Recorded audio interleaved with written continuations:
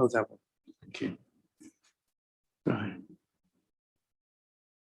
Well, thanks everybody, and good morning, and welcome everybody to the meeting of the South Kildare District Council Constitution Committee on Monday, the 19th of July, 2021.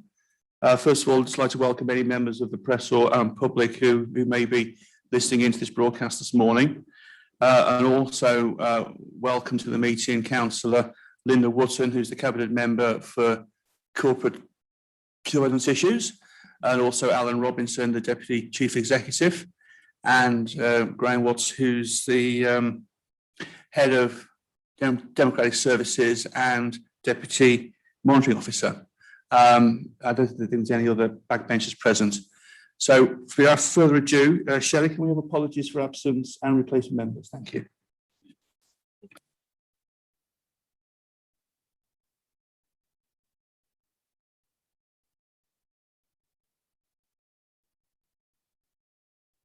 Okay, that's it.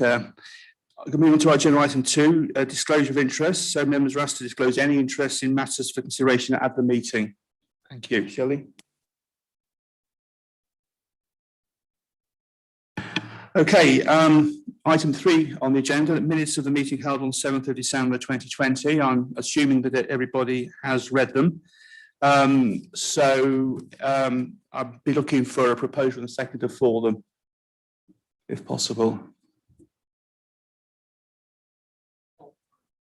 That's proposed by Councillor David Bellamy, seconded by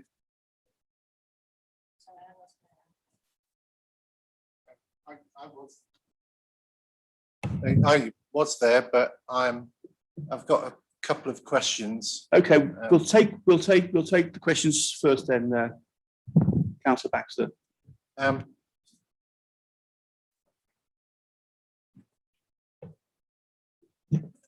So can you point me to the page that says what, if anything, we decided?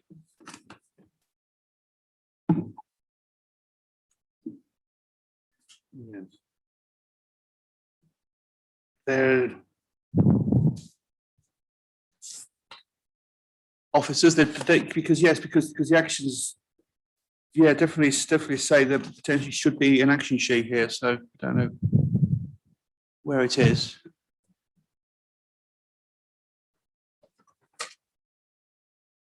Under item 4 on the minutes on page 4, there's 2 action points, and then on page 5 under agenda item 5, there's a couple of action points as well.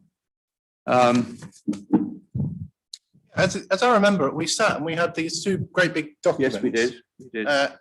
Which I can't see referred to here at all. All right. Sorry, Councillor Baxter. I've just been informed that was actually a working group, not an actual Constitution Committee meeting. So, well, for the sake of moving on with the meeting, I'll second the minutes. I think, Councillor Baxter, when we're discussing the main item on the agenda, I think looking at these action points, I think these may be items that could be brought up as part of that wider discussion, and then they will be sort of properly minuted as minutes of this committee.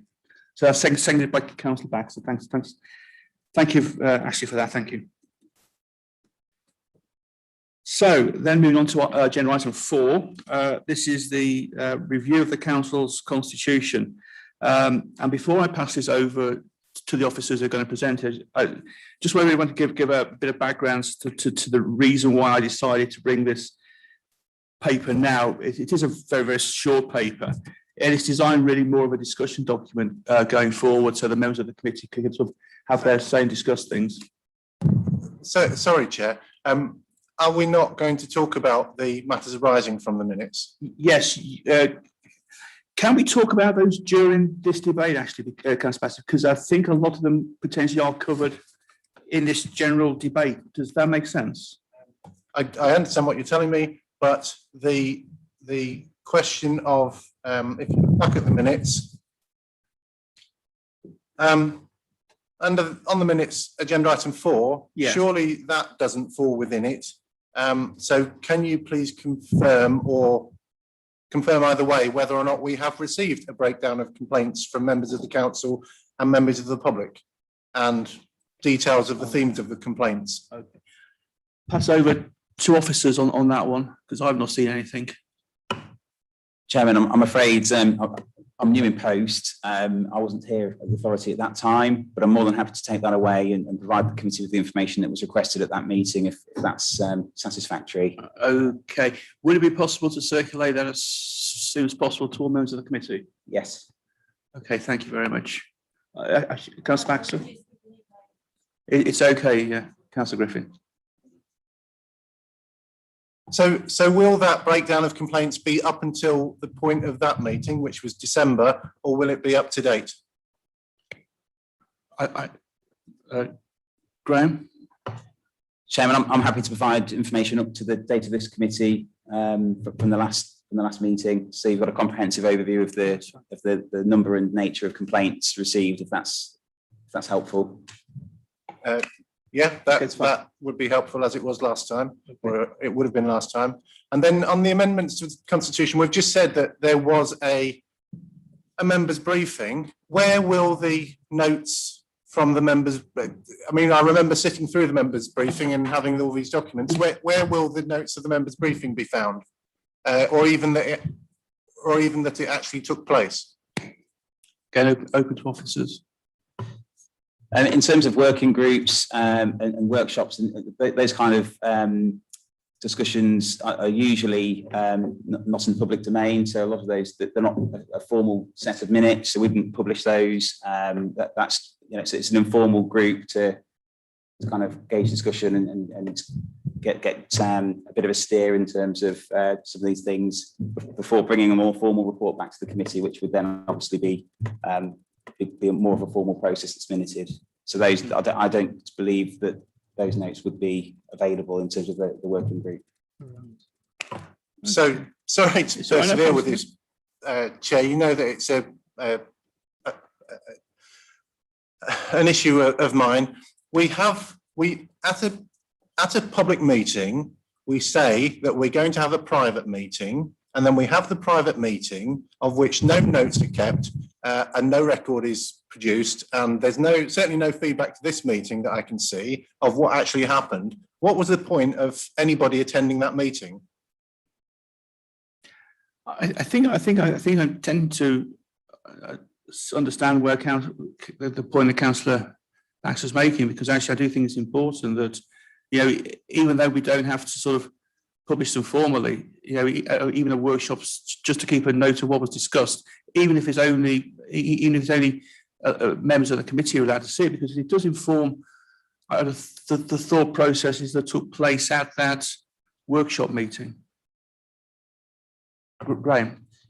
Obviously, I can't comment on any previous working groups. I've been in post for just under 2 months, but as I present the report today, within that report, I do set out some engagement with members. As part of that engagement, I would make sure that notes were available and that everything was properly fed back into this committee, so that everyone can see, what came up at those meetings and how they've kind of integrated into the development of amending the Constitution. So I want this process to be extremely transparent, which I'll touch upon when I present the report, if that's okay. But going forward, I completely take on board the comments you've made. Yeah, thank you, Graham. I think I would definitely like to see that, because I do agree with you, Councillor Baxter. It does inform the process. Is that acceptable for you? I mean, obviously, I can't do too much about what's happened historically, but certainly going forward, my commitment is I want this process to be as open as possible, and for the thoughts and of all members to be reflected in the consultation process. Yes, it would be most welcome, and certainly, I mean, the best way to have a transparent meeting is to have a public meeting. The next best is to produce notes and action points from it. Currently, we're at a stage where we've had some, before your time, I can't, you've only just arrived, you just walked into it. In fact, I don't think we've got many officers who were here, who have been here for more than 2 months to see 3, is it? Yeah, 3. Yeah, okay. but nobody's seen any of the process to date at this particular meeting. We've had some workshops of some committee meetings where not even members have been invited. For example, the Craters Planning Review, we haven't even, it eventually will end up at Constitution Committee, but we haven't even been invited to the meetings where it is discussed. And that is not transparent, and it doesn't make for good government. So I welcome this fresh approach. Thank you. Yeah, thank you. Just to let you know, Councillor Baxter, I was going to raise the Craters report under agenda item 5, because obviously I mentioned it now. You see, we're both members of the Government and Audit Committee, and in the papers for our meeting on Wednesday, there is the Craters report is in there. There's a lot of recommendations there which do refer back to the Constitution Committee. So I'll do it under point 5, but I was going to ask for a report to come back on the Craters report and the possible implications on the Constitution, but I'll raise that again formally under agenda item 5. So if are you okay now, Councillor Baxter? Okay. So Graham, then if I could just ask you to present the report. It's certainly my intention. This is a discussion document, which is why it's very important that all members of the committee have input into this process. So over to Graham. Thank you.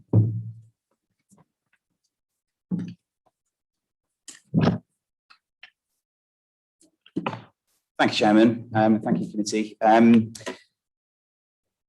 The Constitution, I'll split this into 3 sections really. So the current situation coming in as part of my role as Head of Democratic Services, it's quite clear that the Constitution at the moment does require a bit of improvement to help refine it, make it more understandable and easier to follow, not just for ourselves as officers, but for members and members of the public as well, who quite clearly need to understand how the council makes its decisions and the processes that it follows. At the moment, I think the Constitution is a document that has been amended a few times over a few years.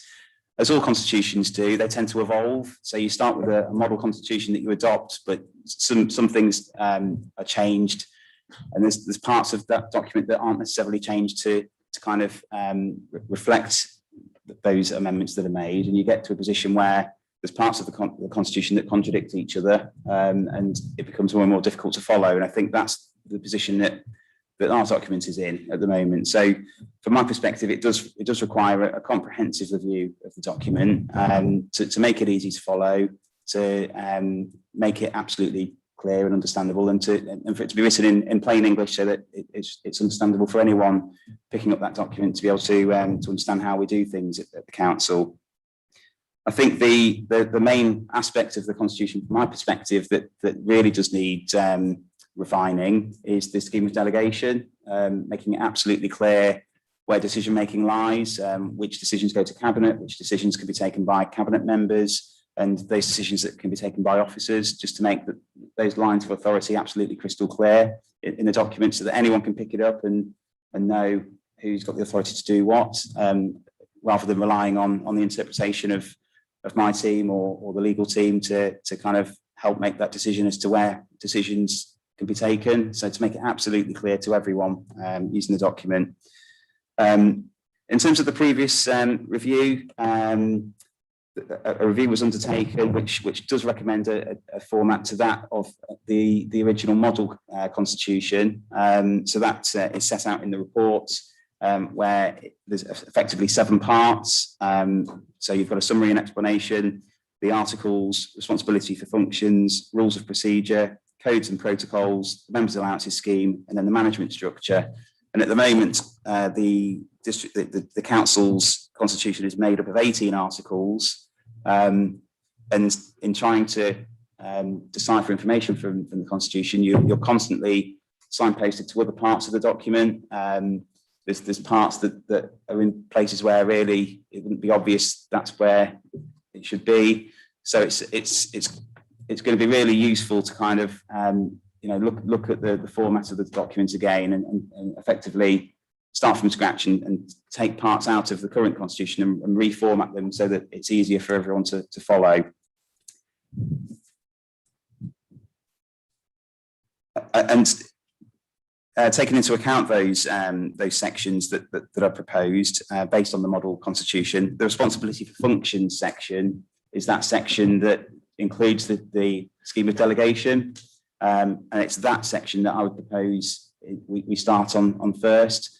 I think if you was to review the whole document and try and manage that all in one go, and then get to a position where you bring that to council for approval, it's an impossibility, I think, just because of the size of the document. So breaking it down into sections, I think, is a really really good way forward to be able to actually do that, and then actually make changes at a bit of a better pace than perhaps has previously been undertaken. So that's scheme of delegation section, I think, is the best one to start on. I think it's probably the most important, and how we look at doing that is set out in the report. So I think it's absolutely critical for me that we have engagements at a very early stage with as many groups of officers and as many groups of members as possible. And I've listed, I mean, that's not a comprehensive list in the report, but I've listed there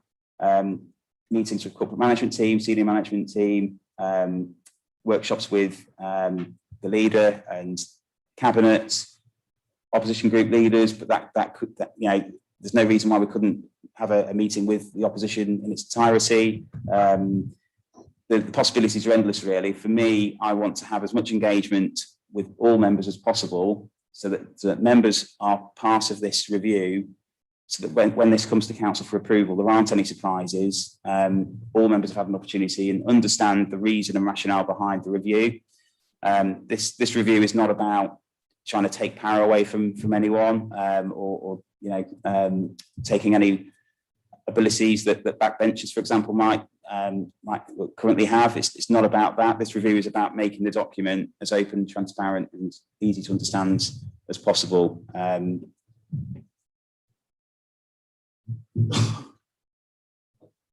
think that's my presentation of the report done. If that's okay, I'm happy to take any questions. I just wanted to emphasise really the approach in terms of that engagement. I think that's going to be a vital part of where we go with this review. So I'll welcome the opportunity to meet with members and discuss this and develop it. So it's constantly going to be evolving, and then hopefully we'll get to a point at full council where it's submitted and all members can approve it.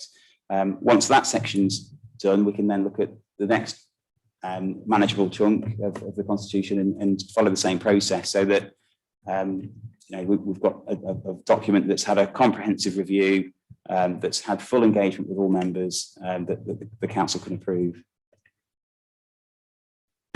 Thanks, thanks very much, Graham. I've got a few comments to make, but I shall allow members of the committee to have their say first. Councillor Ashley Baxter. Thank you. Thank you, Chair, and thank you, Graham. Graham? Yeah, Graham. I should call you Mr. whatever your name is, I guess, but hey ho.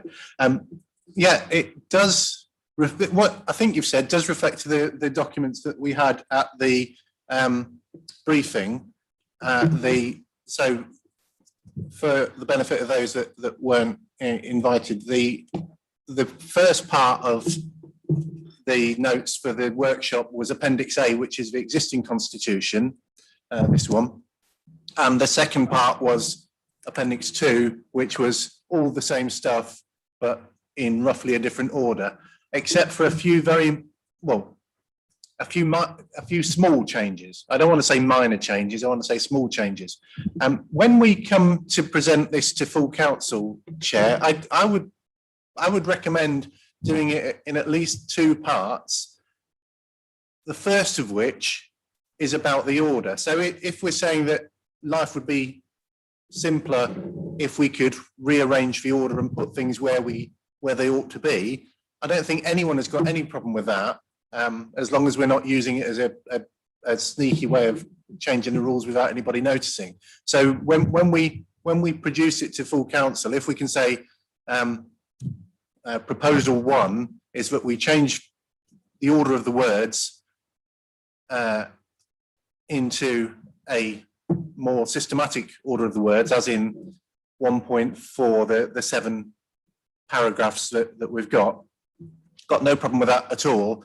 And at the same time, tidying up the language. So when we're talking about bodies that don't exist, or we've changed the name of the executive to the cabinet, or from the cabinet to the executive, which we've done both since I've been here, for no apparent reason either time, but coming up with a language which is consistent with what we do, that would be great. I'd be happy to propose or second or cheer along a change in the language.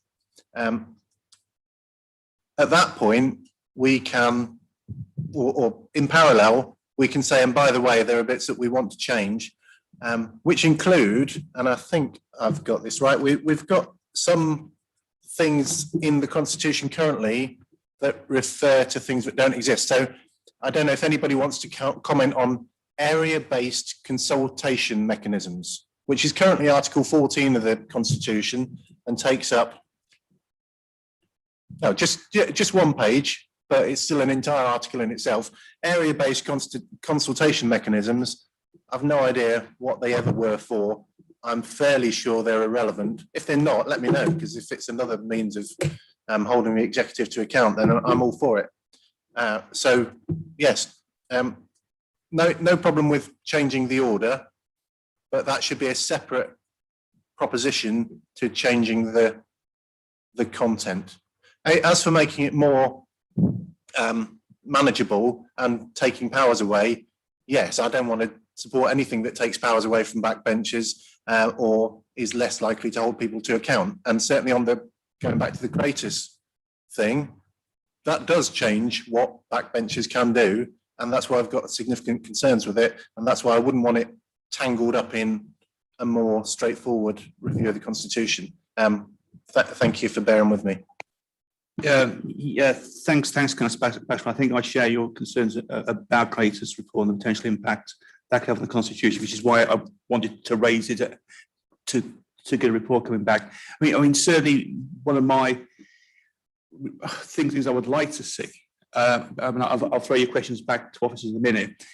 On that point, is some kind of roadmap which says this article was here in the old Constitution, it's now here, just so members can follow a kind of a pathway through to find things out. So I'll pass your comments over to officers now. Thank you.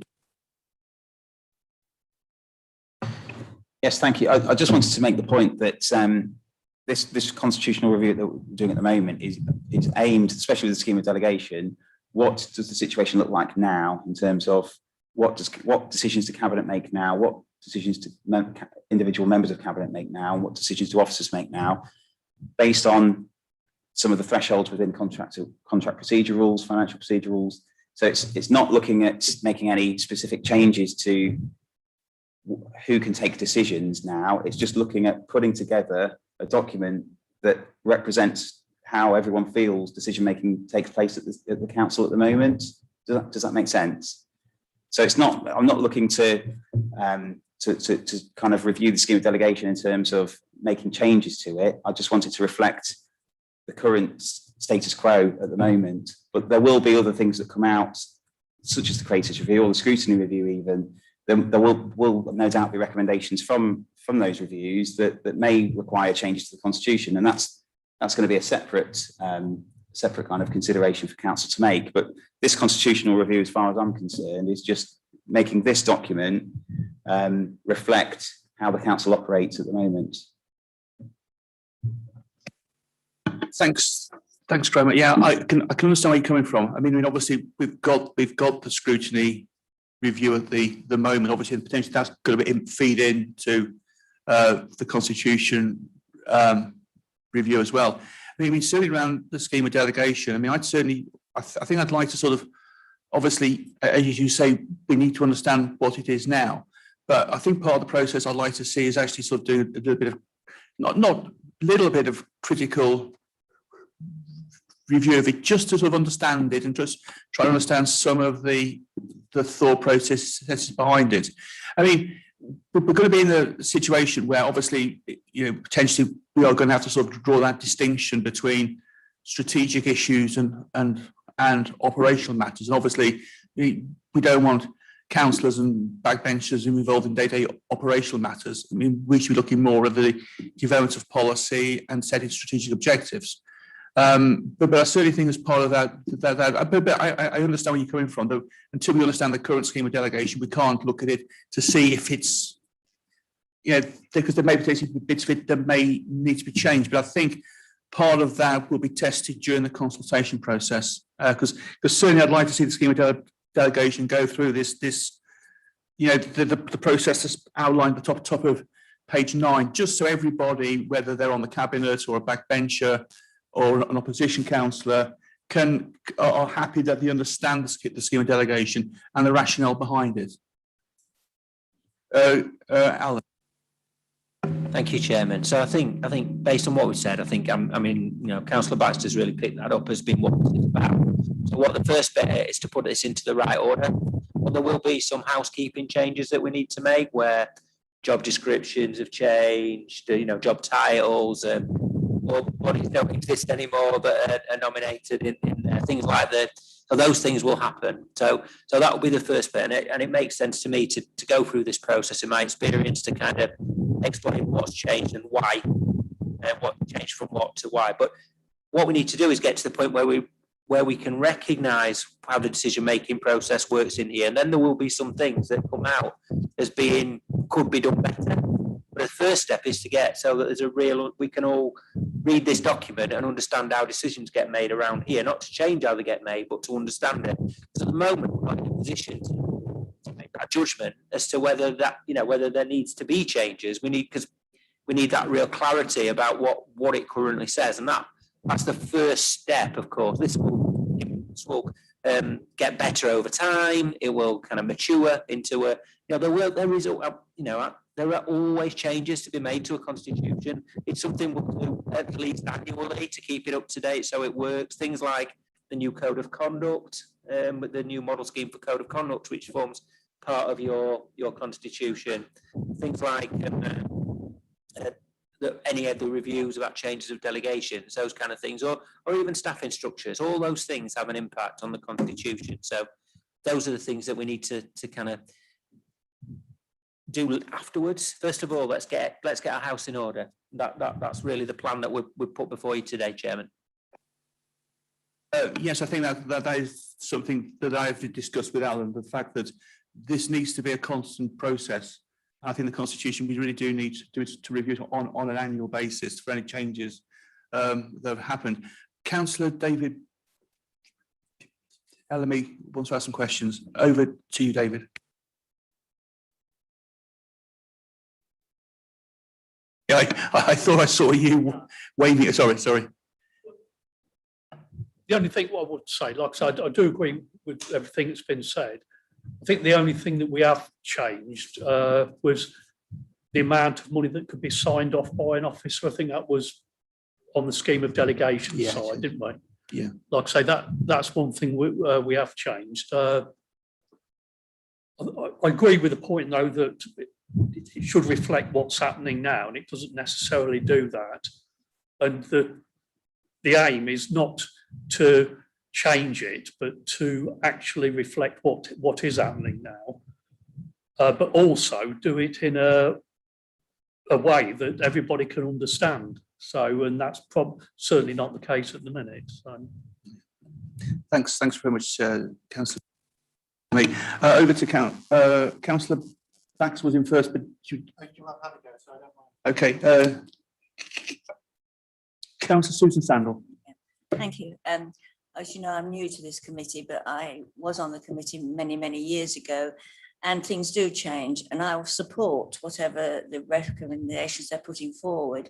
But I always find that it is very complicated to perhaps understand the terminology on the Constitution, and not always easy to find what it is you're looking for. So anything that can improve that, I think will be welcomed by everybody.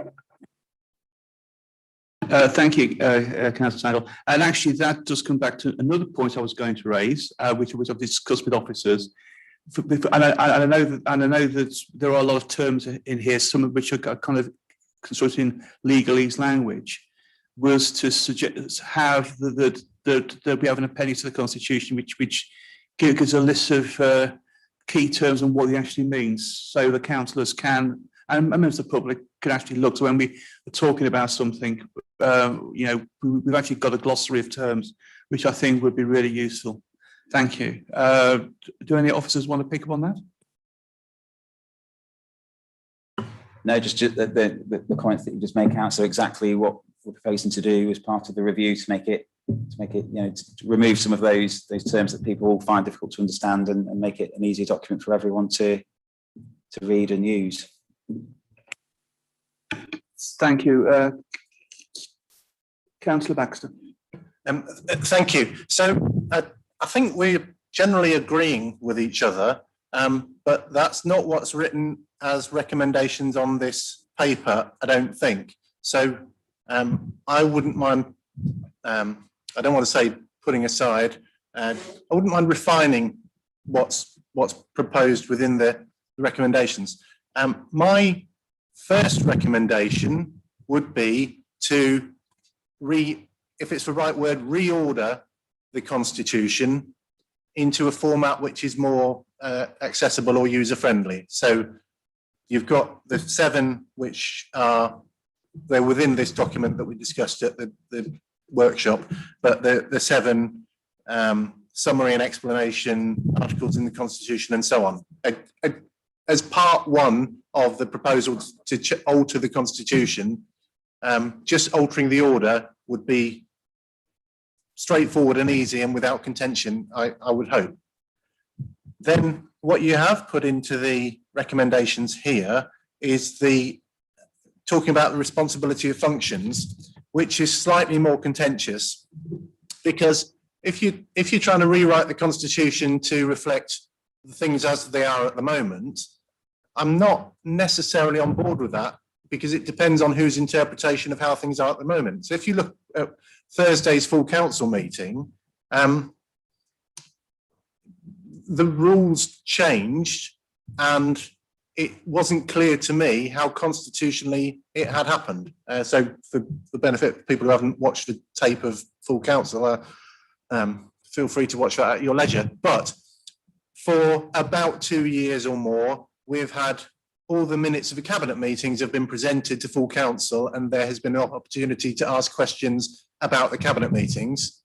And then they slipped for a short while, and now they've disappeared altogether because they're not in the Constitution. So it would appear that we have been acting unconstitutionally at full council for 2 years. And I don't know who made the change in the first place. I suspect the leader at the time. And I don't know who's made the decision to change it back again. But certainly, and it was mentioned on Thursday that the decision was made with consultation of the group leaders meeting. Well, the group leaders meeting isn't here at all, is it? We can't start changing the agenda of full council based on chats at group leaders meeting, not fundamentally. So that kind of thing. Either we should be talking about the minutes of cabinet meetings in full council meetings, or we shouldn't. And it should be a decision that's made by a body which is public and accountable, I'd say. So the other thing is that some of the so always there's going to be parts of the Constitution which are open to interpretation. In previous years, sometimes those consultations or those considerations have kind of benefited the backbenchers and sometimes the ruling group. It seems to me currently that it tends to be favouring the ruling group, which makes me suspicious. Yes, so point 1, reorder the text within it without actually changing anything. But if we're then going to concentrate on the allocation of functions of responsibilities, which in the new one is chapter 3, then yes, we need to be clear what we are changing, because I don't think that either of you have said what the proposed changes are.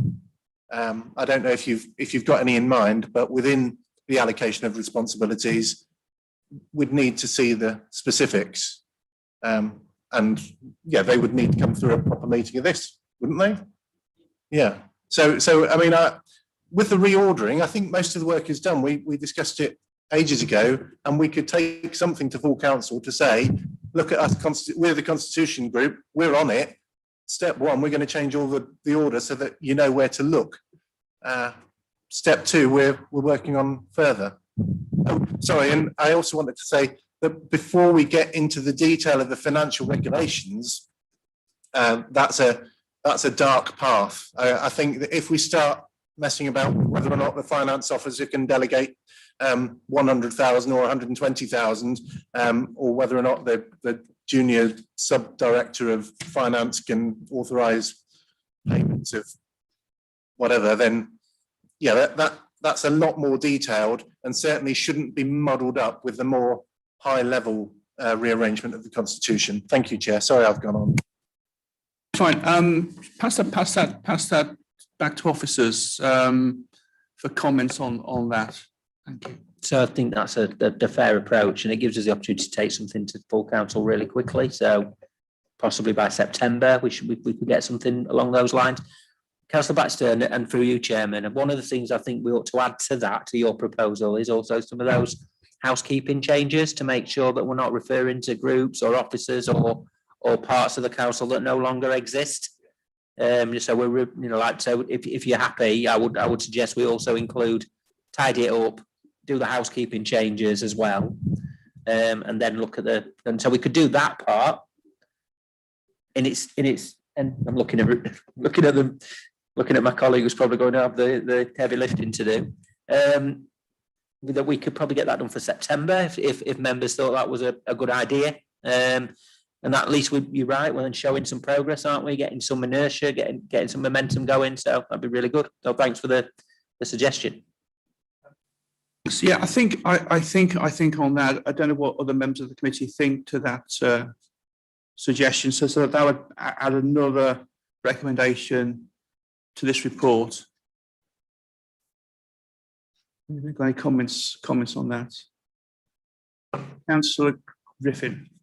Yeah, I think it's a good idea. I think we should perhaps send ourselves timelines as well, so that we can actually see what we can try and see what is achievable in the time space, rather than overstretch ourselves and we don't do the job properly, or it gets mislaid, or it gets muddled up.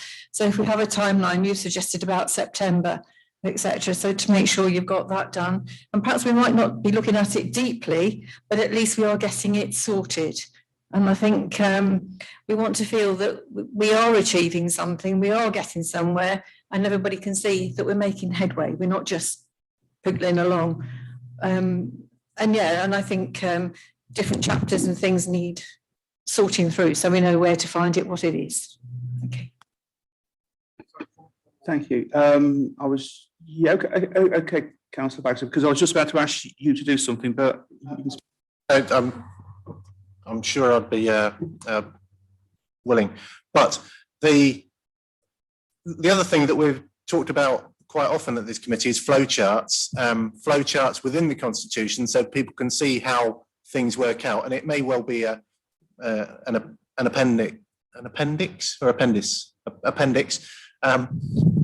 that shows, for example, the progression of a motion through council. So a proposer and a seconder and amendments to the amendments and so on, so that you can see who has ownership. Because I think previously we've had differences of opinion as to who, when an amendment has gone through, as to who has ownership of the substantive and that kind of thing. That we've been asking for, not necessarily for the September, but then for this process itself, you're asking us to approve the proposed process. It would be great to see a flowchart of the proposed process, so that we can see perhaps by September we're tidying up the language and tidying up the order. By December, January, we're going to have a deep dive into the responsibilities, and by September next year we're going to have a deep dive into the financial regulations, something like that. Yes, thanks, Councillor Baxter. There's some very good points there. I mean, in terms of the idea about a flowchart and progress, I think certainly part of what I'd like to see, if we do get down that sort of flowchart approach to the actual process, then part of what we need to do really is to agree a timeline and a kind of almost like an action plan, something that we can then report back on. Alan. So I think there's two things there. I think we need a timeline definitely for the whole process and when we're going to do what. And if we can pull that together for September to say what we're going to look at and when, we'll have some clarity there. In terms of flowcharts, we should have those to help chairs and our democratic officers so that we really know exactly what the process is, and people are clearly, and so we can certainly, you know, those exist, so we should be able to provide those as part of the constitution as an appendices, or you know, and you know, normally it'd be part of our kind of chairs training. I would have expected to develop that flow chart so people understand exactly what they're doing, so it'd be really helpful. But yeah, so a timeline, what we can do is commit to get you that timeline for September. If that marks if that works for everybody. I was saying the timeline is to September. I'm saying that's when you'll get the timeline. Okay. I think that's important, because certainly the reason why, and I know it's a light agenda this morning, but my thinking behind getting this paper before the summer recess is to get some of this stuff in process, rather than wait until the autumn and then having to start it. We can actually get some of this process kicked into place. Now, the next meeting of this committee, I don't think it's until early October, and potentially we want to take an update to the next full council in September. So I'm just wondering, from a process point of view, how this committee could have oversight of that prior to full council. Councillor Griffin? Well, we could say that we could have surely a workshop. We could call it that rather than a meeting, and see where we've got to and see how we're fine tuning it. And I think if you do your flow chart after your sections, each section, you could, it makes you understand what's actually happening in the written bit. You can actually see it visually as to what's happened. So if we have flow charts after a certain chunk. Yes, thanks, Councillor Griffin. Before I pass it over to officers, Councillor Bellamy wants to speak. The only thing I was going to say is, if we do that, can we do it remotely? Because obviously it's a lot easier to get everybody together and it's a lot more flexible, and probably to do things at shorter notice and what have you as well. Thank you, Councillor Bellamy. Officers, the idea of a workshop, yes, because we are agreeing something. I need some advice on process. Would something like this have to be done via a workshop, or would it have to be done in the public domain?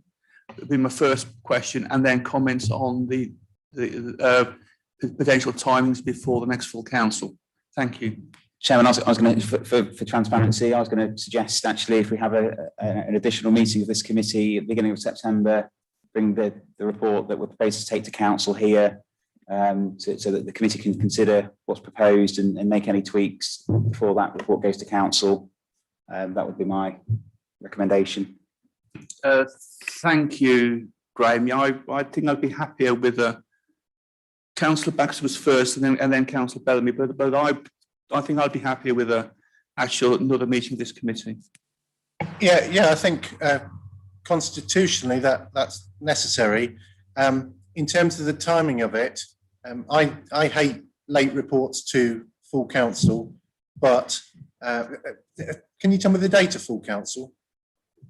Yeah, 23rd. Oh, the 23rd. Okay. So you need the agenda item by, ideally, unless it's going to be a late item, you need it by 10 days before or whatever. But I would imagine, Chair, that meeting should be a really short meeting. The new text of the Constitution would be circulated beforehand. We could all read it, hopefully understand it, and polish the gold. And then at that meeting, we could just basically have a 1 or 2 item agenda of approving recommendation to full council of it, because it isn't going to be complicated. If we then wanted to either continue that meeting or even heaven forbid, have a workshop immediately afterwards to talk about any more progress you've made on the tricky stuff, then fine, I'd happily attend that on the same day. But yes, I think you've to do it correctly, you need to have a constitution meeting to recommend it to full council, And I'd be happy to propose that. Yeah, thanks. I think that sounds better for me, and I think I like the idea potentially if we clear sort of perhaps an hour extra after that meeting to have some kind of workshop as well. Sounds quite useful as well. I don't know what other members of the committee think. And before Councillor David. Well, the only reason I suggested doing it remotely, it allows anybody else to dial in without too much bother, rather than having to, to come here. But I'll go with the majority. Councillor Sandal. Yes, I understand from discussions at our council that you can attend a meeting remotely if you wish, but you can't vote on anything because you're not actually there in person. That is how I understand, because I mean, Councillor Exton would like to be involved, but then he couldn't say anything, but he could actually see what was going on. If we had it virtually, as well as, obviously, I think from a constitutional point of view, it has to be a committee meeting, has to be in open forum.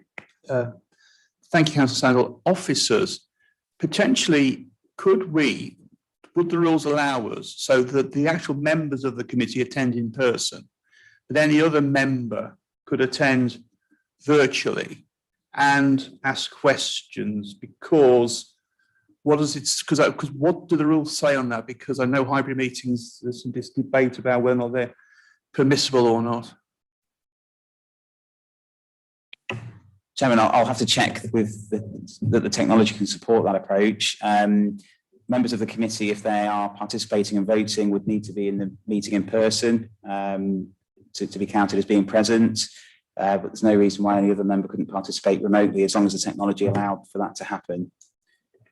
Thank you, Graham. Because I think the crucial point is, in order to vote, you've got to be here in person. But of course, other councillors won't have voting rights, so really it doesn't really matter if they're here in personal voting. Because if we can, because I really do want this to be as open a process as we possibly can. It seems as if we've got two additional recommendations to the two that we've currently got. Does anybody have anything else they want to say regarding the process before we start looking at recommendations? Councillor Griffin. Could I say, would we have the proposed format sent to us a week in advance of actually meeting, so that we've actually had time to read it and digest it, etc., before we actually come and bring it to meeting? Yes, thank you, Councillor Griffin. I think that's a very valid point, because we just see from Councillor Baxter's files the sheer size of some of these documents. I think it would be really useful to give members of the committee as much notice as possible, because it's quite a process of going through things. So that'd be potentially quite useful. Officers? Yes, we'd make sure that happens, yes. Thanks very much, committee. There's just a couple of things I wanted to sort of mention, refer to. I think everybody else on the committee's had made their comments. The two things I really wanted to sort of are really some of the points that came out of the workshop we had. I wanted to raise the idea of having a roadmap between the old and the new, which I think we've kind of agreed on will happen, because I think it will enable better understanding of how things have moved. And I think it will, because I want to try and deal with the issue of we can't afford things to be missed, if you know what I mean. I think if we've got a roadmap in place, it should be easy to follow through, because obviously potentially I don't want anything to be missed in the transfer process over. We've spoken about having a sort of a glossary of terms, I think, which is really important as well, going forward.